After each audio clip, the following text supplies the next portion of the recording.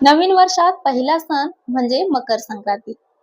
तर मकर संक्रांती कोणता कलर घालून येणार आहे तेच आज आपण या ठिकाणी बघणार आहोत. तर यावर्षी मकर संक्रांती पिवळ्या रंगाचे वस्त्र परिधान करून येत आहे. त्यामुळे यंदा पिवळा रंग टाळण्याचा सल्ला दिला जातो. या दिवशी पिवळ्या रंगाची साडी, बांगड्या किंवा दागिने वापरू नयेत असे सांगितले जाते. पारंपरिक शुभ रंग कोणता? महाराष्ट्रातील संक्रांतीला काळा रंग नेसण्याची जुनी परंपरा आहे. थंडीच्या दिवसात उष्णता शोषून घेण्यासाठी काळी साडी, पैठणी, त्यावर पांढऱ्या हलक्या रंगाचे दागिने किंवा लूक अतिशय शुभ मानला जातो.